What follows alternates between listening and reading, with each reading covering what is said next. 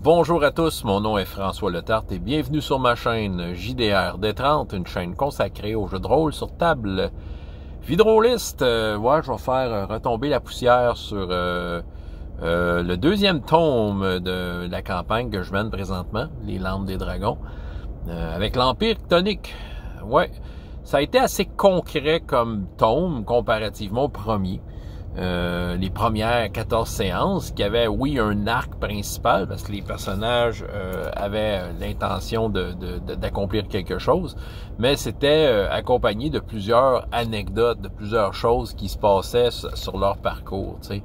Différents problèmes pas nécessairement reliés les uns aux autres. Mais là, c'est ça, ils faisaient face à un problème majeur. OK, oui, la deuxième tome va commencer encore avec certaines anecdotes concernant Urto et ce qui sont passés dans le duché de Drukhal, mais la majeure partie de ça, c'était vraiment l'Empire Chthonique. L'Empire Chthonique. Les défis qui ont entendu les personnages étaient vraiment de niveau diplomatique. Ouais, disons qu'Urto a été pas mal un personnage central dans cette portion-là. Je m'attendais à ça, OK?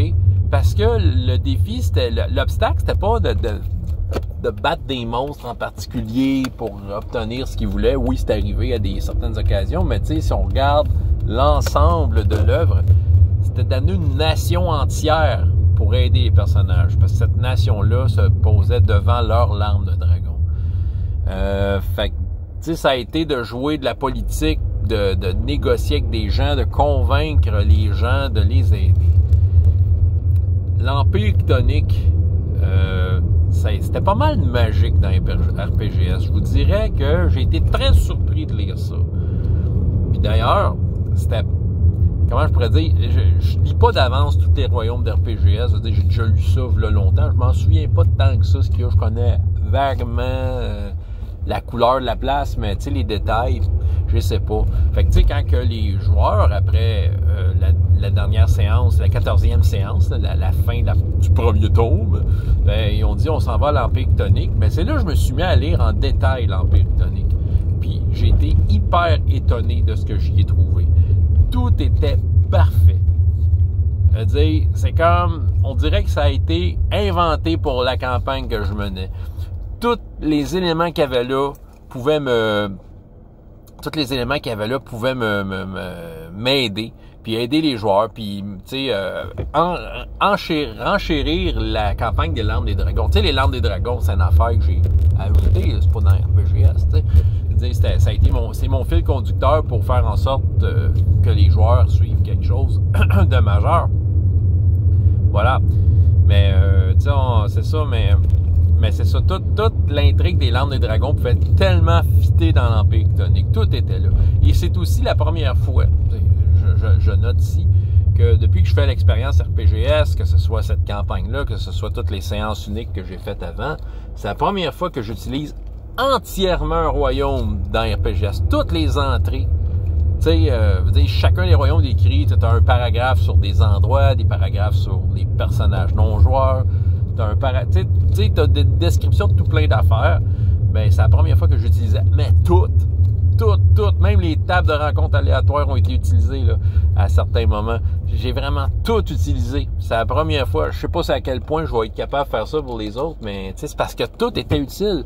On dirait que c'était un engrenage parfait qui rentrait dans mon intrigue. Puis, pour arriver à leur fin, c'était facile pour moi de relier des points entre tout ça. Ça avait toute une logique, puis c'est une logique qui marchait avec l'intrigue des Landes des Dragons. Fait que, tu sais, ça m'a servi, comme je disais, ça m'aidait à peut-être donner des réponses aux questions des personnages concernant l'intrigue des Landes des Dragons. Peut-être soulever d'autres questions. Tu sais, bref, l'Empire Chthonique était pas mal cool. J'avais un feeling que c'était du Sword and Sorcery. Hein? C'est ça, du épée et sorcellerie. L'aspect sorcellerie, bon, c'était plus pour le feel, parce qu'il n'y avait pas vraiment de sorciers. L'Empire Chthonique ne démontrait pas, du moins dans ses descriptions, qu'il y avait vraiment des magiciens. Fait que j'y ai été à fond là-dedans. Ils ne connaissent pas la magie. T'sais, ils n'en avaient pas de besoin. L'Allochton le faisait pour eux. L'Allochton qui se mourait. Donc, mais c'est reste qu'au niveau de l'ambiance, je pense que je l'ai réussi au niveau de l'esthétique, au niveau de culturel. Tu sais, les personnages, j'ai vraiment voulu leur faire un bain culturel de cette culture étrange et inconnue, théoriquement inconnue du reste du monde. Fait que c'est ça, tu sais, j'ai aimé ça, cette expérience-là, ces voyages-là. Hurto, comme je disais, personnage assez central là-dedans, personnage de JP, la négociation, de faire en sorte que le peuple tombe de leur bord, et aussi l'histoire du prophète. Hurto, veut dire, avait le profil de l'emploi parfait. Tu sais, un humain, donc ils n'ont jamais vu ça un humain, tu sais, fait que c'est comme un extraterrestre pour eux, qui est capable de rallumer le Lockton. C'est une des vertus des larmes des dragons qui a été inclus dans tout ça. Hurto sait que sa lame des dragons est dans l'Alocton, une espèce de météorite. Ah oui, je sais pas, tu sais, c'est ça qui arrive. Tu sais, quand j'ai lu l'Empire Tectonique, tu sais, moi aussi, j'ai un météorite à Trifandrie qui était comme un peu à la base de plein de problèmes. Fait que c'était comme très facile de faire des liens. Puis c'est ça. Fait que, tu sais, puis bon, négociateur, a des mots de sagesse, des fois c'était du gros mensonge. Puis là, mettons, la vraie question, la prophétie annoncée par rapport à ces peuples-là. Est-ce que Hurto est vraiment le prophète? C'est drôle, j'ai le goût de pas répondre à cette question-là. De toute façon, je ne sais pas à quel point ça va importer. Ils sont rendus ailleurs, les personnages, mais, tu sais, est-ce que c'était le vrai prophète? Bon, la réponse pourrait être simplement non. Mais, tu sais, il fitait tellement l'emploi que, à quelque part, ça pourrait être lui. Même, ça serait peut-être le fun que ça soit lui. Tu sais, qu'il y ait la considération d'une nation entière, parce que si on regarde le premier tome, je veux dire, aussitôt qu'ils sont entrés dans Rucal, il y en a bavé, Hurto, tu sais, puis veux pas, c'était un élément de background. Tu sais, la première game d'RPGS, JP a nommé comme de quoi il s'est exilé de Rucal parce qu'il s'était passé de quoi, puis on l'a vécu à travers tout ça, tu sais, on en a découvert plus. Mais là, c'est ça, qu'une nation soit comme à son service. En tout cas, tu sais, il y a quelque chose là-dedans. Fait que ça pourrait être oui, tu sais. Même si son but, je veux dire, il conseillait les gens dans leur but, dans ce que la prophétie disait, mais tu sais, il y avait un but, c'était de démolir le Lockton, aller chercher l'alarme. C'est ça sa mission, tu sais. C'est ça qui a été demandé par la mère du Grand Souffle, ou du moins la sorcière qui a fait le premier message. Mais reste que ça pourrait. Tu sais, je sais pas, j'ai le goût de laisser ça vague. De toute façon, c'est le fun que dans l'histoire, peut-être que cette réponse-là va arriver ou non, mais reste que, tu sais, voilà, il a passé à la légende, ça c'est sûr. Tu sais, mettons là, tu sais, dans chacune des entrées RPGS, tu sais, les royaumes, il y a comme un peu les différentes ères de chaque région. Fait que, tu sais, il y a 500 ans, il est arrivé de telle affaire, là, il y a eu des guerres, mais clairement, avec ce qui est arrivé à la fin de la dernière séance, ben là, c'est une nouvelle ère qui est arrivée pour l'Empire Tectonique. Je vais y revenir à ça. Mais c'est pas juste Hurto qu'il y a quand même eu des moments, des lumières.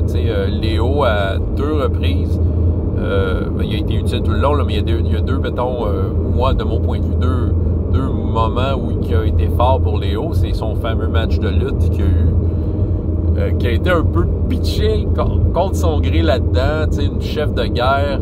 Je le trouvais de son goût, mais la façon de décider si Léo pourrait être son compagnon de vie ou pas, c'était de se battre contre son prétendant à elle, tu sais, puis en tout cas, tu sais, ça a été comme un peu se garrocher dans une culture, puis de suivre le bateau malgré eux, puis de se retrouver dans un match de lutte qui a été pas mal drôle, et qui a perdu. Mais c'est correct de même parce que les choses ont fait que ça allait été bien pour lui. Puis aussi, bon, il y avait une histoire d'amour entre Soshana, qui finalement est la nouvelle impératrice des Maganima, et Léo. Fait une espèce d'histoire d'amour. Puis Soshana, en tant que personnage non-joueur, déchiré entre son devoir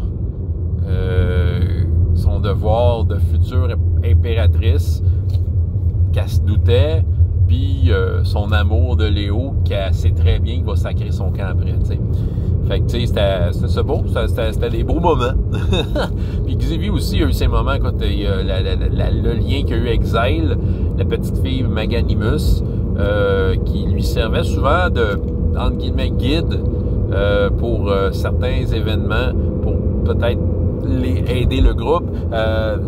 Sa relation avec Shoshana aussi, une relation d'amitié très, très profonde, je pense que j'ai senti. Un peu son approche qu'il avait avec les gens, sa façon de... comment je pourrais dire, le petit saurien qu'on l'appelait, parce que les sauriens, c'est une race d'hommes lézards qui habitent dans cet empire-là, puis des kobolds, ils n'ont jamais vu ça, fait qu'eux autres, ils le voyaient comme un petit saurien. Puis, je pense que, un kobold que tu trouves sympathique à ce point-là, c'est ça, il y avait comme l'attrait de la nouveauté, tout le monde aimait Xivie, tout le monde, c'est ça. Puis aussi, sa fameuse potion qu'il a faite pour alléger les cœurs lors d'une négociation entre les peuples, le rapprochement des peuples, inspiré de ce qu'Urto avait vécu dans le passé avec le mariage qu'il n'a jamais fait. En tout cas, bref, c'était assez complexe comme je dirais, comme campagne, mais complexité, mais dans le bon sens du terme. Tu sais, le travailler avec la négociation, la diplomatie, d'avoir à se mouvoir à travers la lourdeur d'une nation entière. C'était bien le fun, puis tu sais, j'ai pas l'impression que ça va revenir dans cette campagne-là. Ça va être d'autres choses qui vont arriver après. Fait que, tu sais, on y a été à fond avec ça. Complications par rapport à ça. Je dirais qu'il y a peut-être dans le récit, là, quand je regarde ça avec un certain recul, il y a de quoi que j'ai dédoublé, un peu sans faire exprès, que j'aurais pu juste tout rassembler. Peut-être, au final, les games étaient le fun, puis je pense que, regarde, ce qui est arrivé est arrivé. Mais je m'aperçois que j'ai comme dédoublé quelque chose qui aurait pu juste être rassemblé dans une affaire, c'est-à-dire, à un moment donné, ils ont rencontré un personnage non-joueur que j'ai créé pour l'occasion qui s'appelait la Suprême Toussave, une chef de tribu importante, Maganimus. Fait que, tu sais, ils ont eu des moments avec elle, la convaincre, blablabla, puis elle a dit « Ah, je suis convaincu, je vais vous présenter à l'impératrice Sophia, qui est un personnage non-joueur qui est dans le livre RPGS, tu sais. » Pour un peu refaire la même affaire. Fait que, tu sais, avec du recul, j'aurais pu juste pas inventer tout ça puis aller directement avec l'impératrice Sophia. Au moment où je l'ai intégré, je filais que c'était pas le temps de voir l'impératrice, mais tu sais, quand je regarde ça avec un certain recul, ça n'aurait rien changé vraiment à l'histoire. Tu sais, tout le reste aurait pu rester pareil sans passer par tout ça. Fait que, tu sais, j'ai peut-être rallongé d'une séance un peu pour rien.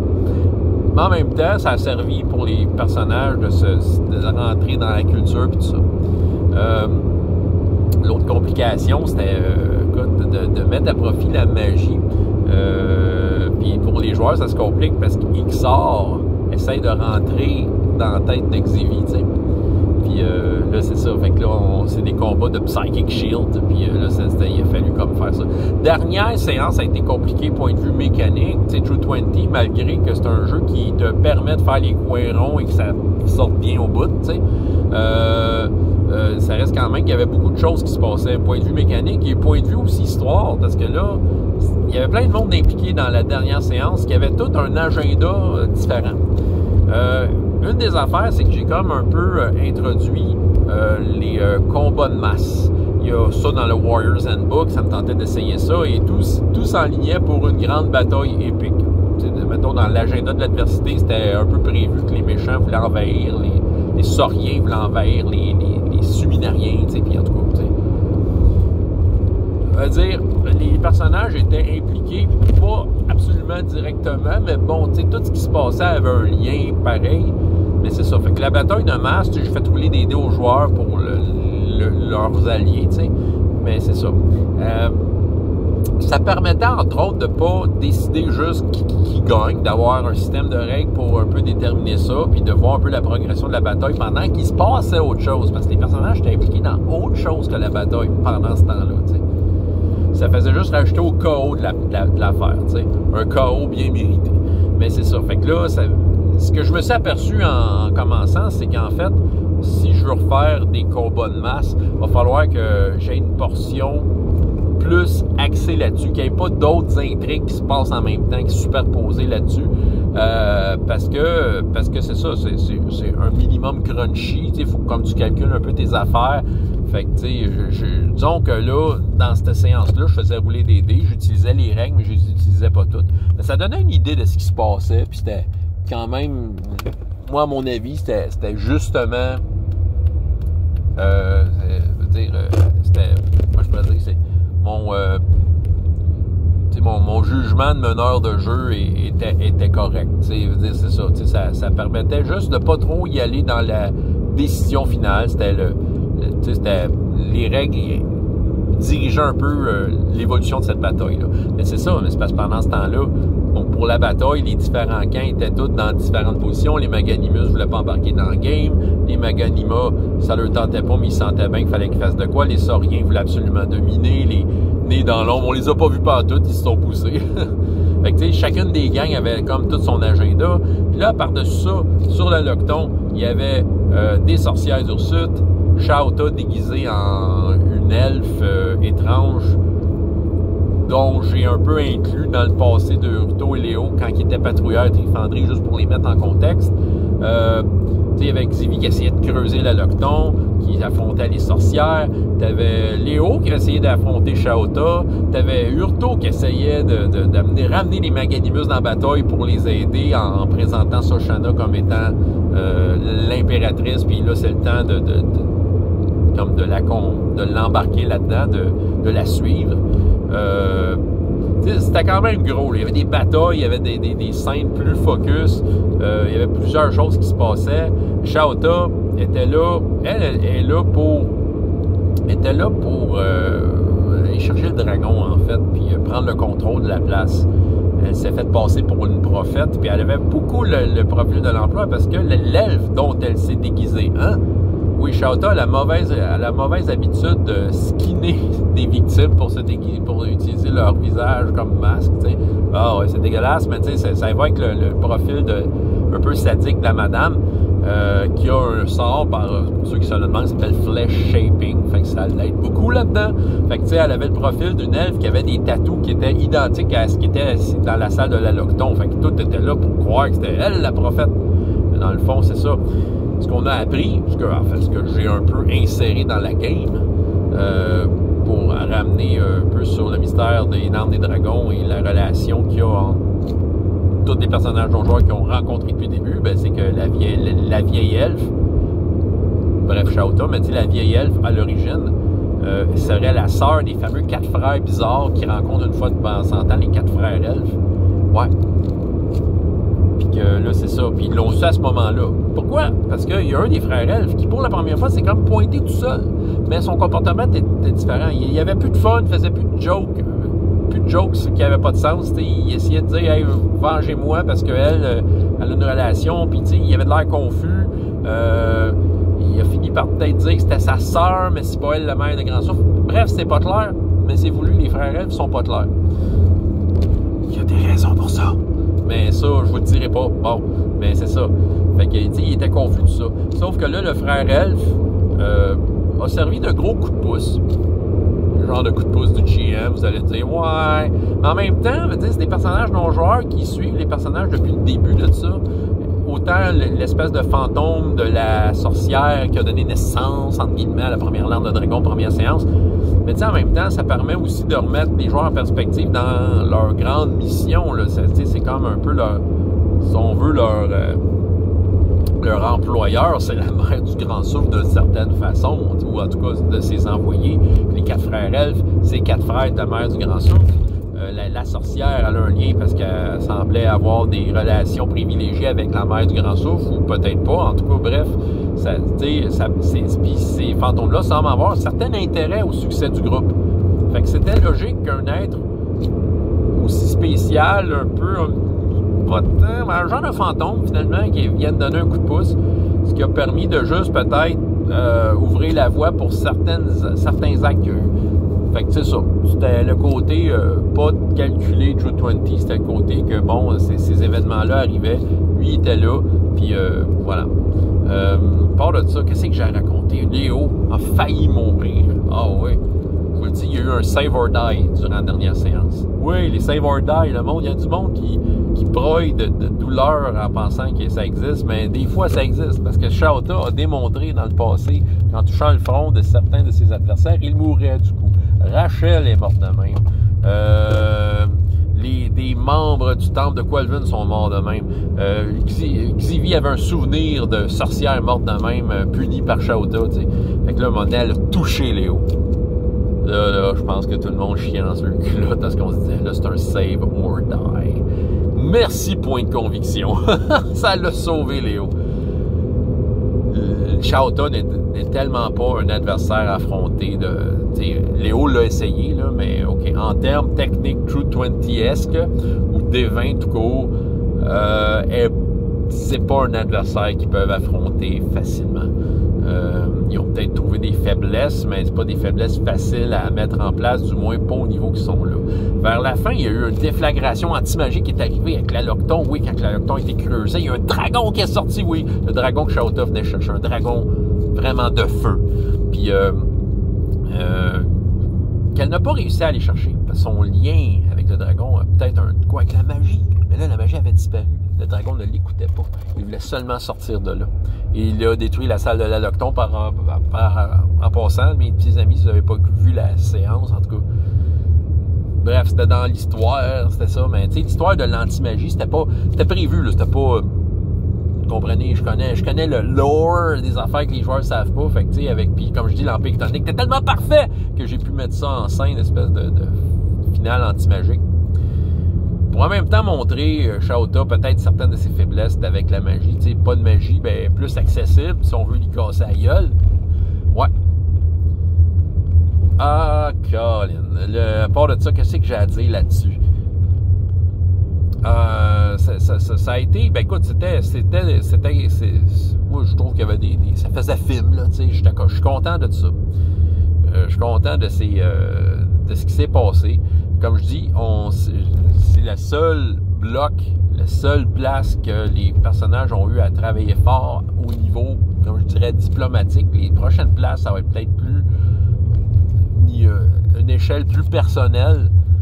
Tu sais, le premier tome, bon, tu sais, la reine leur a donné une mission, ils se faisaient courir par toute la nation, à Rucal, ils ont eu des problèmes, l'Empire tonique, tu sais, OK, il y avait tout le temps des trucs grandioses avec des rois, des ducs, tu sais, la reine Hydrana, Pavlov, un baron, tu sais, le duc, le grand-duc veut dire Virolt, qui d'autre? Ixar, ben, ouais, c'est le méchant. Bon, tu sais, les empereurs de l'Empire tonique, le chef des hobgoblins, tu sais, toujours de la merde avec des grands de ce monde. C'est assez drôle. Mais là, peut-être ça va être je m'attends à Rotting, encore là, ça dépend comment ça va rouler, mais je m'attends à une échelle plus personnelle, plus des héros qui essaient d'obtenir leur objet, mais ils n'ont pas nécessairement la terre entière à leurs fesses. Quoique Ixar a promis qu'il reviendrait. Il l'a dit à Xivy, dernière seconde. Ben oui, il y avait un combat entre Ixar et le Psychic Shield de Urto. Oh oui, ça aussi, ça rajoutait. Ben, j'en ai parlé, mais ça rajoutait un brin de complexité, mais c'est ça. Fait que bref, je suis assez content de cette portion-là, pour ma part, de l'ambiance qu'il y a eu, tu sais. Je dis pas que c'était parfait tout le temps, mais on a quand même réussi à avoir une deuxième Land of Dragon. Je pense que ça donne un nouveau souffle à la campagne. Ça finit un arc, c'est le fun, c'est ça? C'est comme quand on avait fini le premier arc, ben, ça donnait un nouveau souffle. Je ne sais pas à quel point ça va revenir dans les premières séances de la portion Rotting Empire, l'Empire Rotting. Je ne sais pas à quel point ça va, comment je pourrais dire, revenir sur un brin de légèreté. Parce que les deux premières séances, la dernière portion, il y a un certain brin de légèreté. Peut-être que ça va être ça. Ça va être, comme je dis, un nouveau souffle. Il ne reste que 3 Landes de Dragon à trouver avant de les apporter à la mer du Grand Souffle. Ouais. En tout cas, j'ai un peu parlé de tout, de même de cette portion-là de la campagne. Si vous voulez la suivre, il y a maintenant une playlist officielle de prête que vous pouvez utiliser juste sur cette campagne-là, les Landes des Dragons. True 20 RPGS. Fait que c'est ça, François Letarte, JDR D30, et jusqu'à la prochaine fois. Ayez autant de plaisir dans la vie que dans les jeux. Au revoir.